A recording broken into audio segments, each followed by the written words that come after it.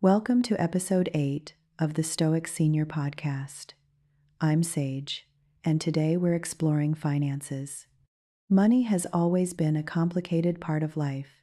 It gives freedom, but it can also create fear. It provides comfort, but if we cling to it too tightly, it becomes a burden. The Stoics understood this tension well. They lived in times of both wealth and poverty, and their words remind us that peace is never about the size of an account, but about the spirit with which we handle it.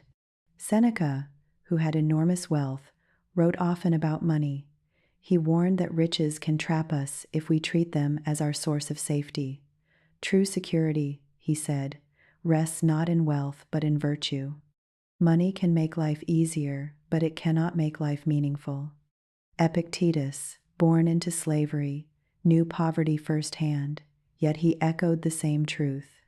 He said, "Wealth consists not in having great possessions, but in having few wants." He understood that freedom comes not from having everything, but from needing less. Together, their teachings lead us to one conclusion: money matters, but it must never become the measure of our worth.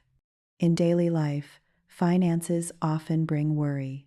Bills need to be paid, savings managed, futures prepared for. The Stoic approach is not to ignore these responsibilities, but to meet them with balance. First, we must see what lies within our control. We cannot control markets, policies, or unexpected turns in the economy, but we can control our habits, how we spend, how we save, how we prepare with care. Each small, wise choice strengthens stability. Second, we must remember that money is a tool, not a master.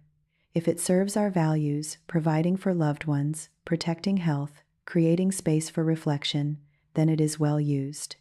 But if it becomes an end in itself, it begins to control us instead of the other way around. Third, we must practice gratitude. Even modest means can feel abundant when we notice what we already have. Gratitude turns what is enough into plenty, and it eases the endless hunger for more. The Stoics also practiced voluntary simplicity. They would occasionally live with less, eating simple food, wearing plain clothes, or sleeping on hard ground to remind themselves that if wealth were lost, they could still endure. That exercise gave them confidence. Even if fortune turned, their peace would remain. This week, consider your relationship with money. Ask yourself, do I serve it, or does it serve me? Am I making choices from fear or from clarity?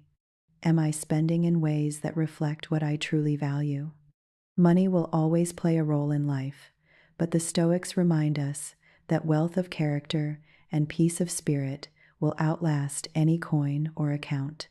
When finances are handled with wisdom, they become not a source of anxiety, but a quiet foundation for a meaningful life. Thank you for joining me today. I'm Sage, and this has been episode 8 of the Stoic Senior Podcast. If you enjoyed this episode, please subscribe and share it with someone who might need a little Stoic wisdom today. I'll see you in the next episode.